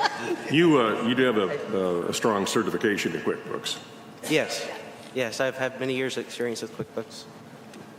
I'd like to remind everybody, too, that the financial director reports to the board, to the commission, not to, and works closely with the director, but he reports to us as a safeguard for making sure our money's where it's supposed to be and being handled properly and stuff. So, and I think that's a really good thing. So, David? Do we know if Mr. Reed has any conflicts of interest? Since we've talked about that with other accounting firms. I will ensure there is no conflict of interest. Yeah. Silly question maybe, where would be the workplace of the finance director? Would he work at your office or would he work remotely? All of the above. Okay. Again, one of the things that we obviously have got to have our financial director in the house on a regular basis, because we have a lot of information that needs to be sorted through. The other thing is that this is a job that also can be done remotely. It had been, and that's also basically a good thing. I like the idea that Mr. Reed lives in Eureka Springs. That makes it easy. The other part of that, as I mentioned, that we also have an opportunity to have a spot in City Hall as they've opened up basically a desk and an opportunity there. I like that idea of being able to have the technical direction that comes out of both Tabby and also Michael Higgins. I believe that we need him on hand at times. At other times, I'm fine with him working from home if that's better for him and easier for him. It may not be 8 hours in a row or 4 hours in a row. It may be I'm dealing with this for a few minutes, and then he's got other stuff to do. Then another hour over here with us, and 15 minutes back over here with somebody else. So our financial director's never had a real permanent office. He had like a desk in the big office. So yeah. Also, all our employees are contract labor. I mean, we have a contract. This spells out what their employment is and when it expires, so we can renew it every year in case we're not totally happy with what's going on or it's not working out. So I'd like Mike to work on that if you could. And any other questions? No. Okay, do I hear a motion? I move that we hire Ty Reed as financial director. Second. Do we need to include salary in that motion? We had posted the salary at $30 to $35 an hour. I would say at this point it would be appropriate to go to 35. Make it so. Would you adjust your motion to include that, please? I move that we hire Ty Reed for financial director at $35 an hour. Second. Colin made the motion. Bradley seconded. All in favor say aye. Aye. Opposed say no. Well, the only thing we didn't ask him if he's ready for $35. Ready for what? if he's ready for or willing to work for $35. He better be. That's what he put on his application. He already did that. And if he would start at 7:39 p.m. Agreed. Well, I'm questioning his sanity if he watched all the meetings Right. and he's still willing to take this job. Thank you very much. Thank you very much. Thank you, Ty, Ty. welcome. Ty, when can you start? Can you start this evening? Yeah. Yay. Next on the agenda, petition do away with the CAPC. I wanted to have a discussion about what we can or can't do as a commission. And I know our employees, I think there's legislation against it, what we can't definitely spend money. But I wanted to spell it out for everybody to understand. If, can we, as individuals on a commission, can we support fighting against the petition? What can we do, Mike? I mean, you sent something out to response of somebody. In our employee manual, I actually looked at it today. Employees of the city cannot be politically involved in anything. Right. The organization as such, however, would find itself at a very serious divide in doing anything to spend tax money to try to go ahead and defend itself. Right. That said, we also have the legal opportunity, however, to defend ourselves through the court system if it became necessary to do that. That's a given. But as individual commissioners, as individuals on your own, you can do what you want. That is basically... Because we're not a paid employee. That's right. You're not a paid employee. You are basically a citizen. And you have that right, basically, to go ahead and speak your mind any way that you want to. Robert? Well, now I have two hats on, huh? So, CAPC commissioner and business owner. And I wanted to point out a couple things that came up to my mind. Everybody knows about that, I'm sure. Well, if the CAPC would go away, we would lose more businesses. Currently, there are 11 lodging businesses on the market for sale, and they enclose over 250 rooms. And I cannot imagine how many properties would be for sale if the CAPC wouldn't be here. This town would become a ghost town. And I think we would probably, my prediction is we would lose at least easily 25% of businesses in town, and probably also about a quarter of the population, because people like me wouldn't have a business here anymore. There's no sense to stay in this town if we don't have what we need. Tourism is our blood, and if we don't have that, we will die. And one thing I kind of found it interesting when I was going through the petition and all the comments, that the idea of the petitioner would be that we would increase the sales tax overall over every product in this town. And I cannot imagine that this would happen, because I hear from retail salespeople that they are not happy about the sales tax our tourists already have to pay. So they will have another disadvantage in selling their products out of their retail stores. Also, another thing, what would happen, I mean, if the city collects less sales taxes because of a reduction in sales in retail, in lodging, in restaurants, it would also cut our public services. So we would have problems with the fire department, we would have problems with the safety of our town, with the police department, and public works would simply not be able to work as quickly as they can right now. I mean, there's so many things that are not well thought in the petition itself. We would probably also see an increase of crime due to the understaffed police department. We would, of course, not have enough money or not money at all to do events or any kind of activities. We will never see a parking garage. That will just simply not be available. Parks will not have money either, because they probably won't have money to hire enough staff to keep up with everything in our town. I was even thinking about another point. I don't know if the petitioners are aware that there is a possible lawsuit waiting As a business owner, I would not hesitate to contact a legal advisor and see what can be done against such a devastating petition. It would be really bad. One thing I learned, we all know about it, out of those 158 signed or signatures which were done on the petition, only 148 made it. And there's exactly what the petitioner needs, 148 signatures. I spoke to the county clerk, and you said it before, David, that the petition will be on the ballot. But if there's anybody who knows somebody who signed the petition and has concerns now, I invite them to call the Election Integrity Board, and here's the phone number, 833-995-8683. 833-995-8683.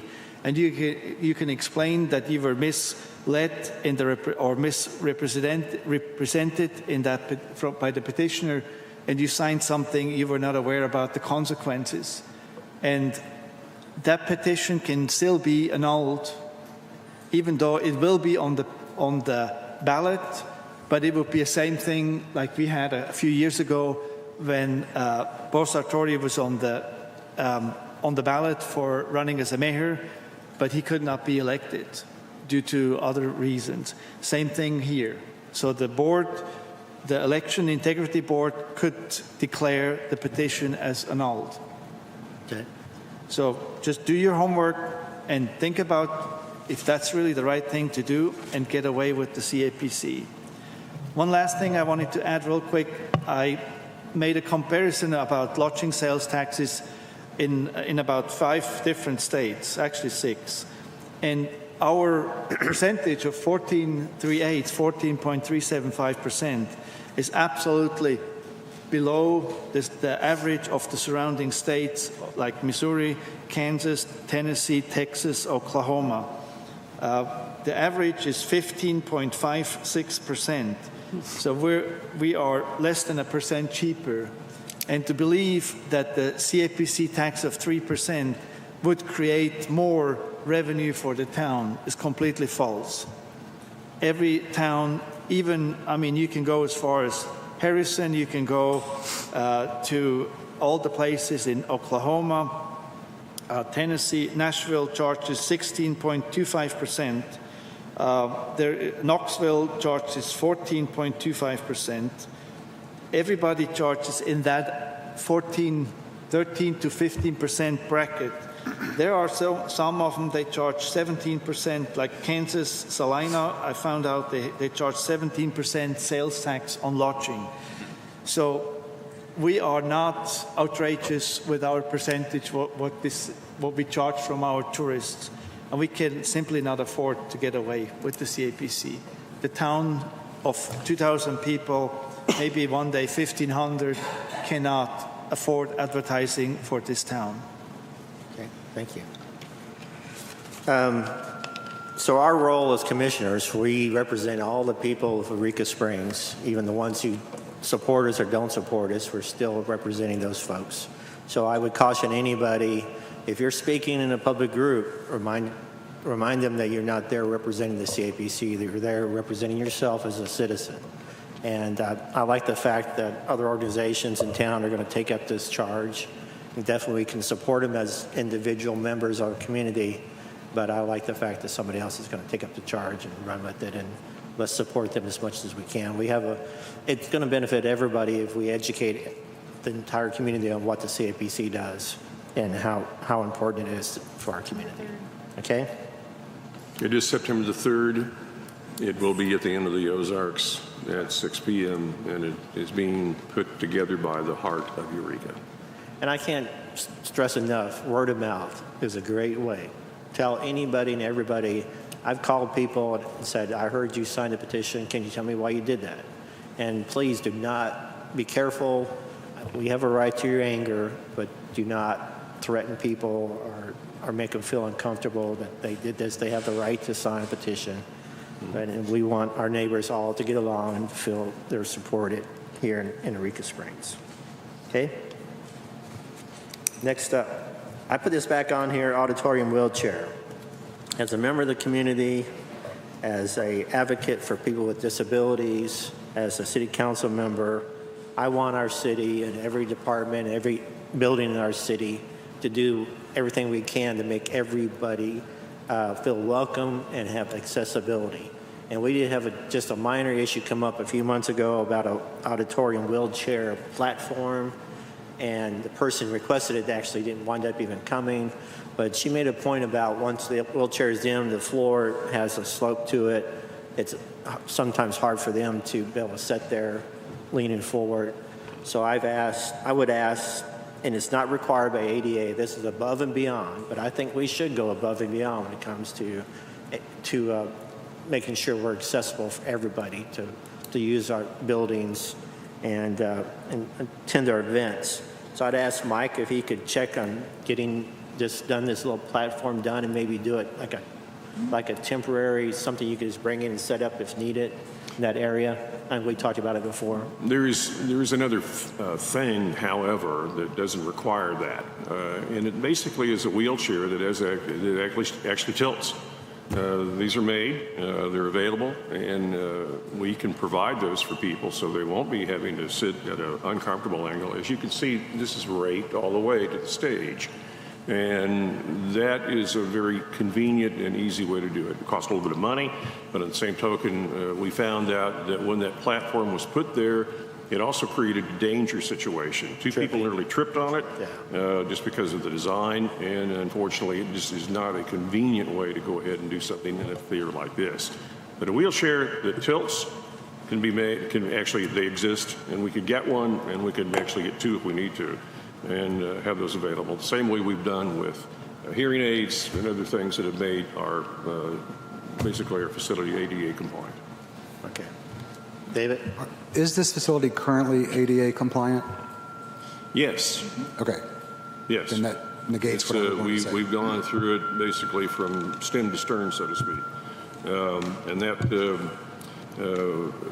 that particular issue, the mayor did bring in an expert from Little Rock that represents the American Disabilities Association organization, and looked at it and said, well, this is a historic building, number one, but number two, the things that we have right now in place make us compliant.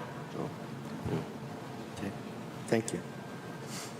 Next on the agenda, if anybody else had any other questions? Addition of newest commissioners on CAPC accounts. Mike? Yeah, we have all commissioners on the sign cards for checks, so we need to get Heather and we need to get Robert signatures through CS Bank so that they can go ahead and also be check signers. That's something that the commission needs to vote on. So what do they have to do? You just have to vote on it. Oh, they need to vote? Has to be. Or You just, need to have a motion.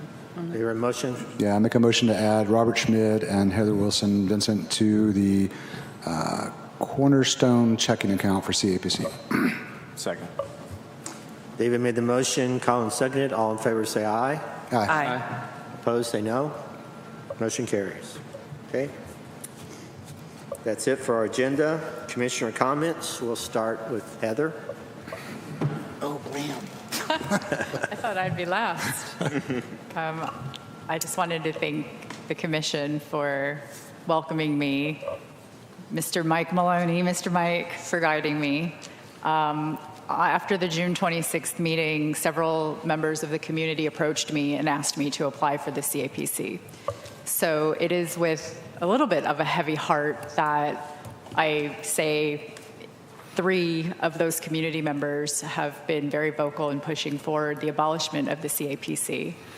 I take my integrity very seriously, and I take our town very seriously. I want to acknowledge that I think that change is very hard, and when a town changes, that's also hard.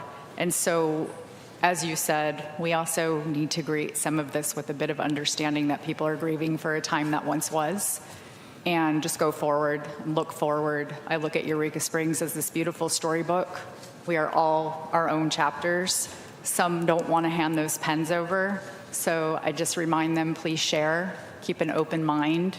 Those who asked me, give it a chance. And thank you all again, and thanks to the community who did approach me. I'm really looking forward to what we're doing, and I'm super, super excited as a marketer, as a professional, and as a Eurekan.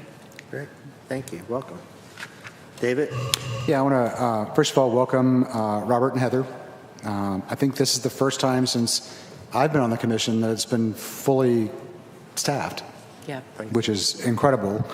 And to me, kind of a slap in the face of people who want to get rid of the CAPC, because there are those of us who live in town that are willing to step up, volunteer, do this work for free, so that our city thrives in these times.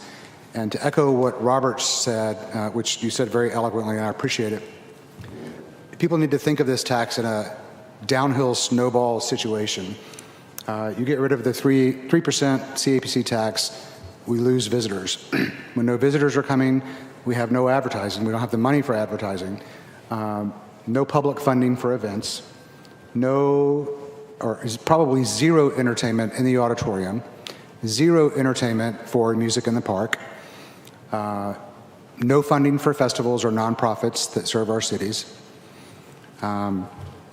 Businesses will start hurting. They'll have to lay people off. We're going to have, like Robert said, an increase in unemployment. We're going to have an increase in homelessness. We're going to have an increase in single mothers that can't take care of their children, and single fathers. I'm not zeroing anybody out there, but it's a snowball effect that will deteriorate this town beyond recovery, in my opinion. And like Robert said, that petition for signatures is information that is available to any citizen of this city under the Freedom of Information Act. I have a copy of it. And like you, I called two people on that list that I saw that signed it, and I was like, they have no idea what they have signed, because they are local musicians that are hired by every venue in this city, by the city itself, by CAPC, and they have not yet gotten back to me about, did you know what you were signing? But I guarantee you they did not. So thank you for that, Robert. Colin? Yeah, I'm going to echo a lot of what this meeting's been about. So Holiday Island, as you know, is, or some of you may know, is putting the A&P for Holiday Island on the ballot this year. Holiday Island has 2,358 people. Eureka Springs has 2,189. So almost 150 people difference. I don't have to tell everyone here how drastically different the economies of Holiday Island and Eureka Springs are. I can count almost on one hand how many restaurants are in Holiday Island, and there are scores of restaurants in Eureka Springs. So if people in a town literally next door to us can see the beauty and potential of an A&P, we can too. I think a lot of people, it's fear of the unknown. And I look out and there's more people here in the crowd than there were back in January when I started. And it's probably because of all the commotion that the CAPC has caused this last year. And the fear of the unknown and trying to delete something that you're afraid of isn't the way to go about life. And honestly, everybody who's here is doing it correctly. Get out, make a difference, show up, ask questions, and if you see something that's not being done correctly, scream about it until it's done correctly. But deleting the CAPC, in my opinion, is the wrong way to go about it. Okay. Shira? I agree with all the things that have been said, and I really agree with you, David. It's nice to see a full room, to see everybody sitting here on the commission, and thank you for being here, and to everybody coming out to speak up from the public, just even to say when you want to give an attaboy or you have something that you want addressed. So thank you. Okay. Bradley? Sorry, I'm catching up. Working so hard over there. I want to, well, first of all, I know David, Colin, Steve, and I, we went through hell. And these three guys I have a lot of respect for, great integrity. I trust them, and I want them to know I appreciate them for fighting and fighting with me, because they have been fighting hard. For the community, those of you who are here tonight, those of you who have supported us, we appreciate that, and we're listening. Steve, I know, has really pushed for, let's make sure we listen to the community. He's been excellent as an acting chair, and I appreciate him. I appreciate Mike for being that individual who has just been open, honest, and has been willing to meet with each of us to say, hey, let's think about this, let's look at this, let's do this. And then for Danielle, Jana Lee, and Caitlin, who have just fought through so much and has continued to keep things going, you know, in the face of, as Colin said, fear, which I believe is false evidence appearing real, but yet they fought through all the, you know, challenges, the hurdles, everything. They made it happen. They're making it happen. And for that, I appreciate that. And then I appreciate our new commissioners who have come on and been, you know, huge in giving us more things to think about and offering those comments. And Heather, Robert, and Shira, just fantastic. And I think you represent the community very well, and I'm thankful that you're all a part of it as well. So thank you. Thank you. Robert? Well, I'd like to thank all you here for having us, giving us a chance to be on the table and discuss things that concerns us and being a part of the CAPC now. One thing, Colin said it before, frustration is one thing, and people act sometimes erratic and make a decision and are not thinking about the consequences. And that's the most important thing.